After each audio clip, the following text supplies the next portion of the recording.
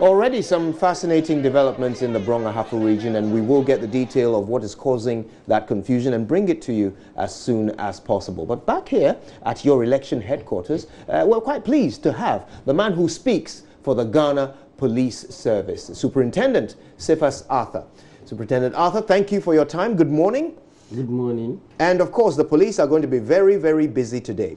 But I want us to start from where we last left off, which is the special voting exercise. And I know that today, those who were not able to participate in that exercise are expected to travel to various parts of the country to vote. How is this affecting deployment and resources and logistics for the main election?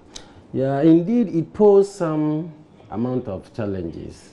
Nobody would deny that fact. But then, as a security agency, we always, when we are planning for an operation, we put in place plan B, plan C, and other strategies. So it was just easy for us to take one person out and then put somebody in his stead. So I can say that in as much as at the initial stage it posed some challenges, we've been able to weather the storm such that everybody will have the opportunity of voting and then also do his duty as a police officer. Now, what's the plan B or C if even today some of your staff are unable to find their names? Well, that will not be a matter for the police. Then the police would have done everything possible to ensure that their people vote. If for today you are given this last window of opportunity and you go there and in the general list your name is not in, then you have to, as quickly as possible, revert back to base so that you go and perform your duties. So that later, after the election, we can look into it as to why on the two occasions that we did the special voting, you couldn't vote, and then on the general election day too, you couldn't vote. So your staff are prepared in this eventuality to work in spite of being disenfranchised? Well, when they have been given about 3 opportunities to vote and you still don't have your name there, then you are committed to performing your duties, after which we shall look into the matter. Let's talk about deployment across the nation. There are more polling stations than police officers. Yes. So what's the plan and how do you intend to augment your numbers? There are no more police officers. Police stations are about 28,900 something. Police population is 32,000. But in fact, it's not even every 32,000. It's not all the 32,000 police officers who are going to be deployed onto the streets. Some are going to be, of course, it is also performing their normal police. If you don't do so, criminals are also going about their normal duties. So some will be patrolling the highways, communities. Some will also be at the charge offices. But then you know that we are doing these duties with our sister security agency. So you may go to one police station. Sometimes in the past, people go to police stations, they see fire service officers, immigration, custom, and then they call their, oh, when we got here, there's no police officer here. On the day, today, every security officer who has been deployed to this thing is performing a constabulary job, is performing a police job. So I can assure you that together with our sister security agencies, our numbers far exceed the polling stations now. And so we are able to, perform our duties without any let or hindrance. I want us to talk about the training that you've given to these police officers for this special duty. Yes. Now, police brutality is a problem. In the elections, primaries of one of the political parties, there were some people who attempted to snatch a ballot box and they were beaten mercilessly, photographed by the police officers who did the beating. Are we to expect that these police officers who you've deployed this time around are perhaps a little bit more circumspect and will treat citizens a bit differently if apprehended doing anything mischievous? I wouldn't say a little bit more circumspect. They are supposed to be very professional. And that is what is expected of them. And that's just as the IGP said, policing, general policing is different from policing elections. So we have been given a tailor-made, orientation to ensure that we get the intricacies, the nuances of election security clearly, so as to ensure that we don't go do general policing issues at election policing. So the requisite training, orientation courses have been given us. As we speak, police officers at the polling station have some memoir in their pocket that anytime they come up against any situation that they are hazy in their minds about, they put their memoir to do quick references, and then they know that, oh, I'm supposed to do this at this particular time. This I'm not supposed to do. So I can assure you that we are going to be very, very professional. And I mean, if last 2012 election is anything to go by, after the hula baloo, I mean, the aftermath of the hula baloo that came about, there wasn't anything against security. Security was so near perfect that everybody was satisfied. And that is what we intend to replicate and even improve. More with Superintendent Cephas Arthur in a moment. But first, Roland, it's all kicking off in Sunyani East. Yes, in Sunyani East, our correspondent, Precious Semovo, is telling us there seem to be some rancor fracas, well, among those voters as well as other personnel of the Electoral Commission in one of those polling areas he's visiting. Precious, are you on the line? Now, particularly, how can you describe the situation in that very polling station where you are? Well, Roland, currently I'm at Abisim Primary A school in Sunyani East constituency. Now, in this particular polling station, we have 3 centers. We have A1, A2, and then B. But it is one where the confusion was some minutes ago, but that has been resolved. Now, what really happened was that some people came in as early as 1:30 just to join the queue, and according to them, they want to go and continue with their jobs, so they want to vote early. Others also said they need to visit the hospital for review.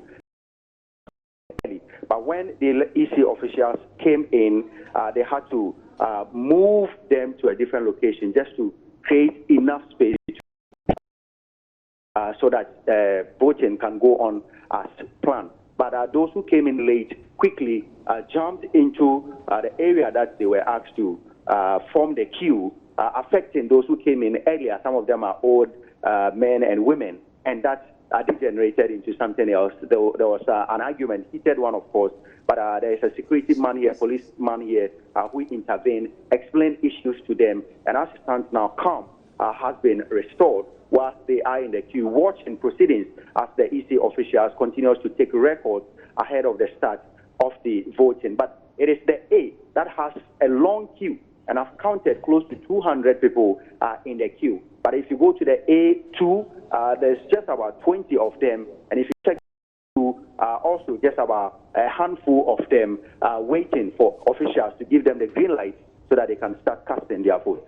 As if we can preempt. That's why we have the head of the police PR department here. Now, particularly when we know that the police are supposed to ensure that they maintain the peace in those polling stations. Where you are, how many policemen do we have, as well as the other complement of the security personnel?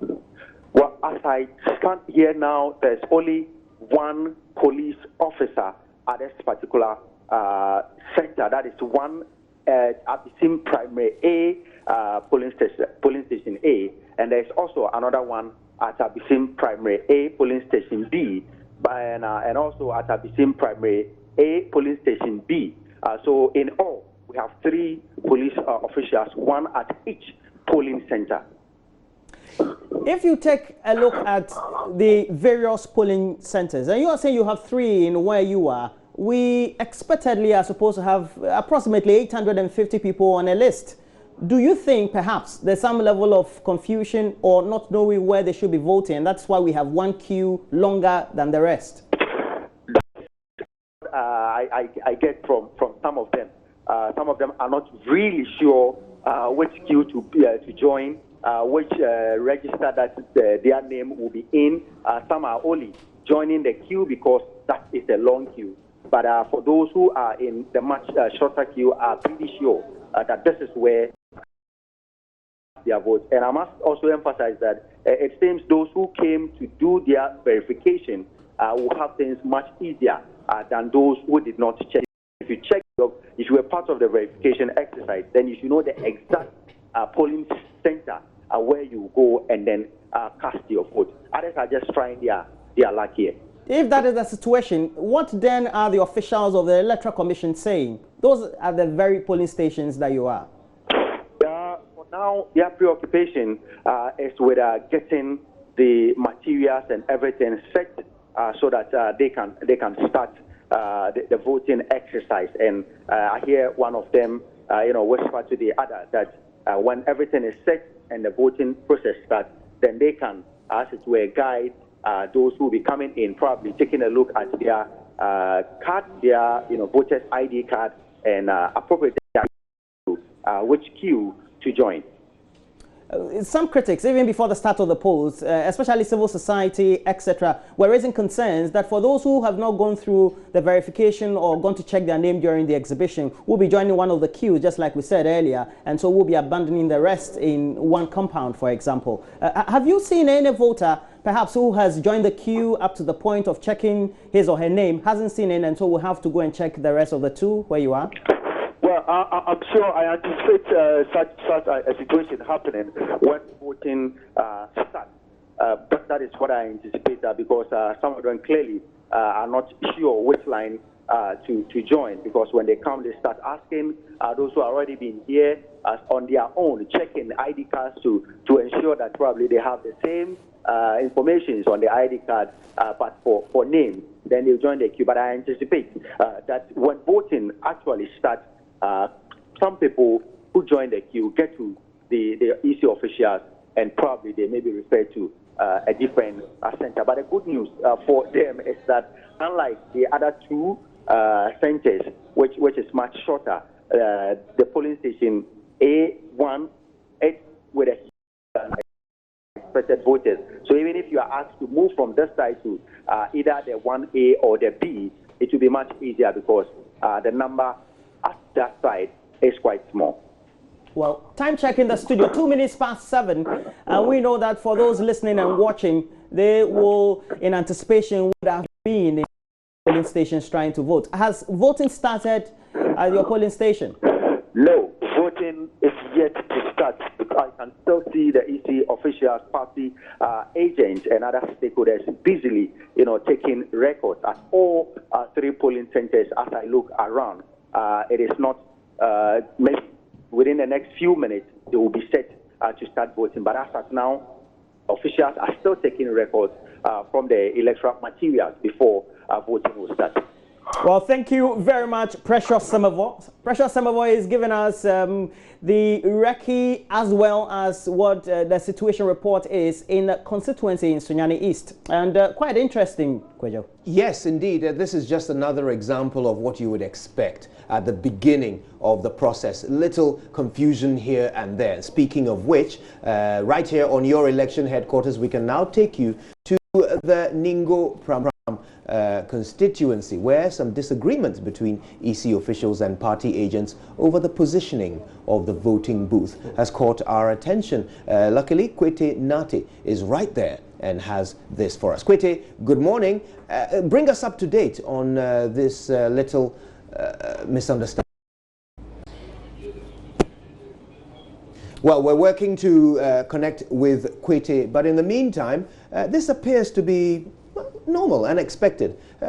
Teething problems as we get into the swing of things on a day like this. But it's good, isn't it good to see that the police officer, single police officer at this particular location in Sunyani, has been able to bring back calm when issues started to kick off? Yes, Kwejo, it would seem quite that way, but I don't know whether on the other side, in anticipation, we should be worried when we're likely going to see scenarios where perhaps the police, especially what we're seeing now, 3 polling areas or 3 polling stations and only 1 police officer. Superintendent Sefasata, you want to say something about it? Yeah, they could be overwhelmed, you never know. Yeah, that is the arrangement. 1 security officer for 1 polling station. Unless, of course, that polling station